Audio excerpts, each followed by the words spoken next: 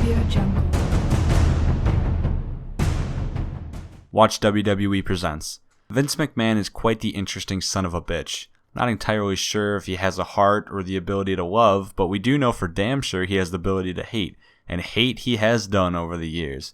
I'm D. Wickett from Watch WWE, and these are the 10 WWE superstars that Vince McMahon hated. Number 10, everyone who signed on that concussion lawsuit. So I don't know too much about this concussion lawsuit against the WWE from halfway through July. What I do know is that it was led by Chris Nowinski, and basically they're putting a lawsuit against WWE for poor treatment of concussions and medical procedures over the years or something, and about 50 people signed off in agreement with them, those including Jimmy Snuka, Road Warrior Animal, Chavo Guerrero, Heidenreich, Mr. Wonderful Paul Orndorff, King Kong Bundy, Marty Jannetty, and the ever-beloved Muhammad Hassan, among many others.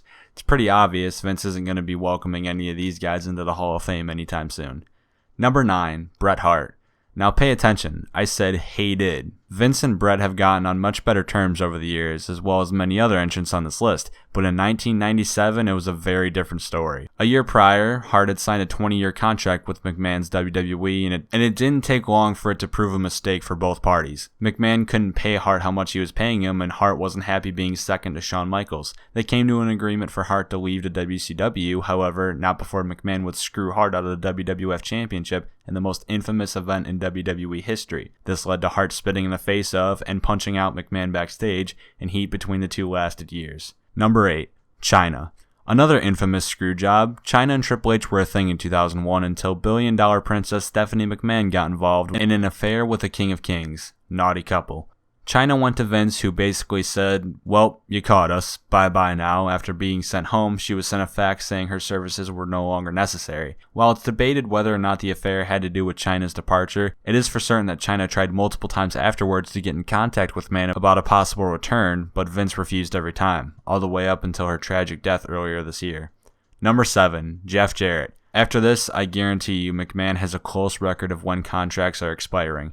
Jeff Jarrett was the IC champ going into No Mercy 1999 to defend against Chyna. The problem? No Mercy 1999 was scheduled on October 17th, while Jarrett's contract expired a day before on the 16th. Well played. Jarrett was threatening not to show up for his defense and forced McMahon to pay him $300,000 just for him to appear and drop the title. Soon after, Jarrett jumped ship to WCW like he said. No surprises why Vinnie Mac has some aggression left over. Number 6, Goldberg. While Goldberg will be playable for anyone who pre-ordered WWE 2K17, that doesn't put aside the hatred shown on both sides of this one. McMahon never really bought into the Goldberg gimmick, even though he made Ryback.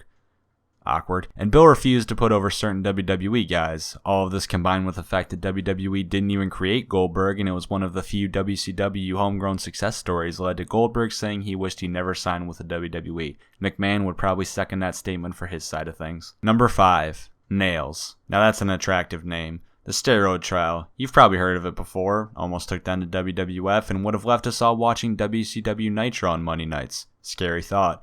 While Nails was one of the main guys against McMahon in the trial, while also being a man who physically assaulted McMahon over payment disputes. That's one good way to get Vinnie Mac to hate you. Number 4, Randy Savage. Now this one is hard to talk about, not because it's gruesome or gross or intense or anything like that, but because we really don't know much about it all for sure. And considering Savage's death in 2011, we probably never will. What we do know is that Vince McMahon had a lot of aggression towards Savage, and there's a few things contributing to it.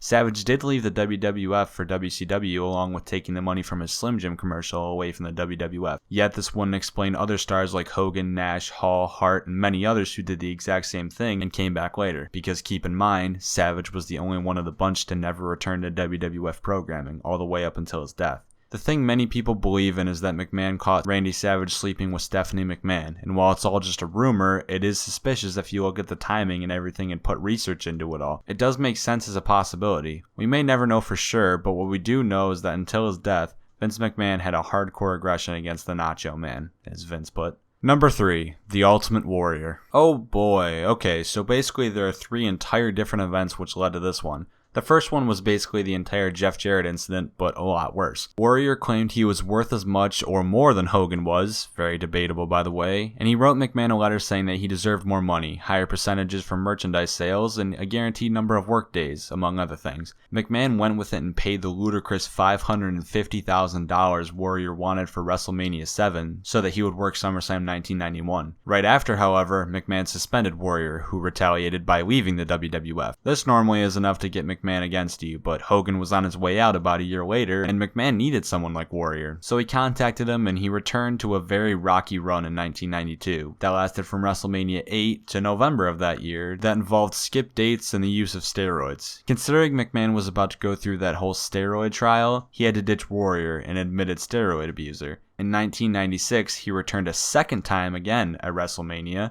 this time only lasting until July. Nice.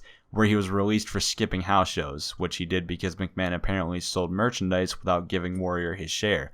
Somehow in 2014, they set aside their differences and put the past behind them. Number 2, Bruno Sammartino. To sum this one up quick, on his way out of pro wrestling, Sammartino made comments on how displeased he was with the way the WWF was going, calling out the storylines, the physique, the drug abuse, and McMahon himself. It took until 2013 and help from Triple H to mend the bridges Sammartino broke with his comments all the way back in the 80s. That's a long time. And number 1, CM Punk. Okay, so maybe McMahon had a lot more hatred on other superstars, but CM Punk is the one brash man who McMahon still does hate to this day, and most likely will continue to hate for a long time. Punk was mistreated and booked poorly in the WWE when he was white hot and also had a misdiagnosed staph infection. Oh boy. All of this culminated in Punk walking out on the WWE in early 2014. After firing Punk on his wedding day, stay classy Vince, Punk eventually went out on Colt Cabana's podcast to talk poorly about the WWE. Their poor treatment of him, how they wrongly used multiple superstars, him having to work with Ryback, who he hated, and much more.